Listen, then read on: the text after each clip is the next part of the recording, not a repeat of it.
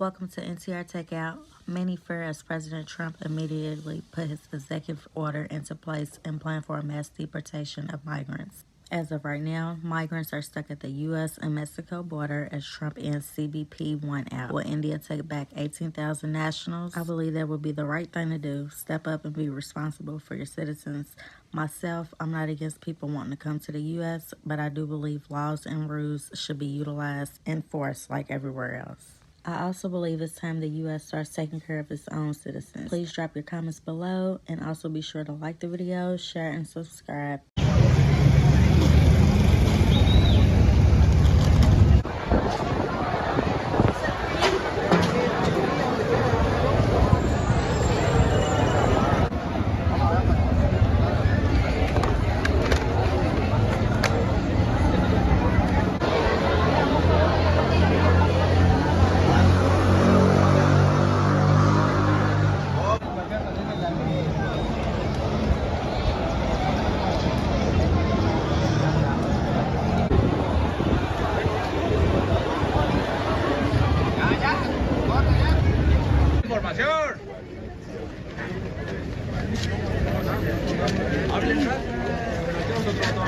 Lo del CBP One era el programa, era para esta situación, CBP One. Entonces, ahorita acabó CBP One, no hay continuación del programa, ¿sale?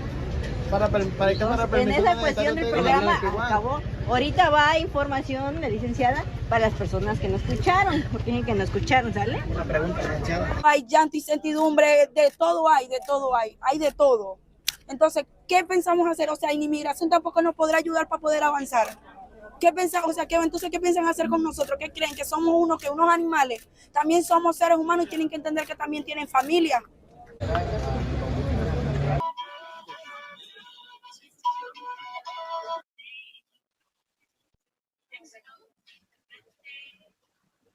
Because I know a lot of people I go to school with or I just interact with on a day-to-day, like they don't really know their situation and how it's going to turn out, especially after the election. And I know a lot of people are worried right now, and not just in LA, but just in communities all over the country.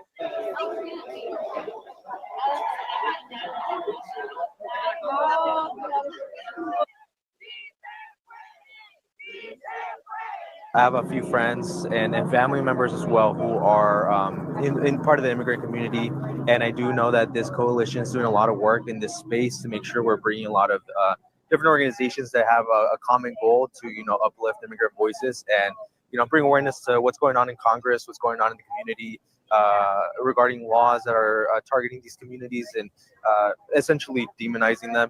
So I think it's important to make sure that the immigrants' voices are also heard. So I wanted to be here, make sure I'm, pitching in and showing support.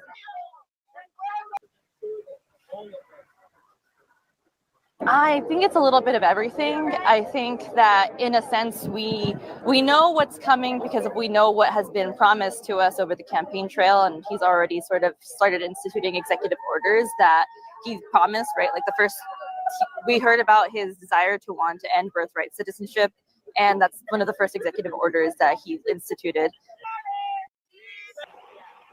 In the recent months, less.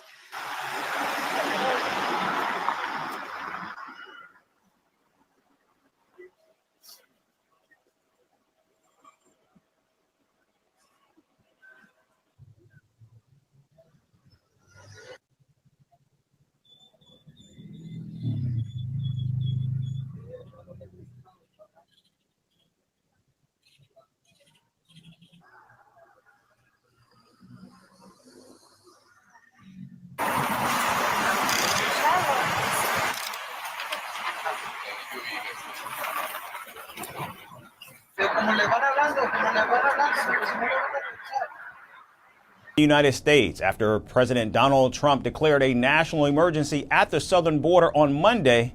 Authorities have now shut down the entry from Mexico. The CB1 app, which was introduced by former President Joe Biden and allowed asylum seekers to take appointments for entering the United States, has also been shut down. Migrants who already had appointments and were waiting for their interview have been left stranded in Mexico. At least 2,000 migrants are currently waiting in a border town just a few miles away from the United States. And without any legal protection from Mexican or American authorities, the migrants are facing attacks and kidnappings from criminal gangs. Even here, right here in Juarez, the criminals caught the migrants in a place. I don't remember where, and they extorted them. They took $1,400 from each one in the family. So as we have limited resources, it is an amount. They asked for a lot. So some have been injured, others did not make it. Others have disappeared, and others have had the opportunity and the privilege to be able to hand the money. That is, they have been victims of extortion and kidnapping. Meanwhile, Border Patrol officials in Texas have increased their vigilance after the executive order was in fact signed. They also placed a new set of buoys on the American side of the Rio Grande River to prevent any illegal crossings. Meanwhile, Mexico prepares to receive mass deportations under the Trump administration as President Claudia Sheinbaum calls for international support. Esto no tiene nada que ver con tercer país seguro y todo esto, sino es una declaración. This has nothing to do with safe third country and all of that, but this is a declaration by the U.S. government. What do we do about it? Well, we act in a humanitarian manner and, in accordance with our foreign policy, our immigration policy, we seek the repatriation of these people to their countries of origin, if they are not Mexican.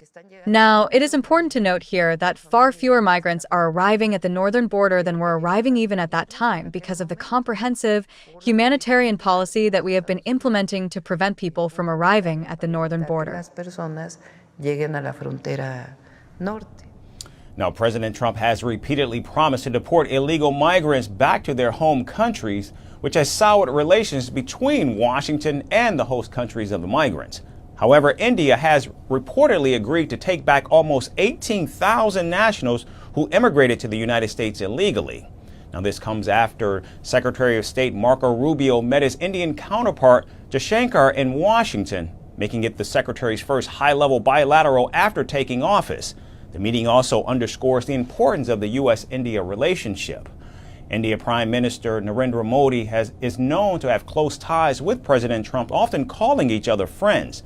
And the latest move to repatriate illegal Indian migrants could be New Delhi's signal of wanting to forge a deeper relationship with the Trump administration.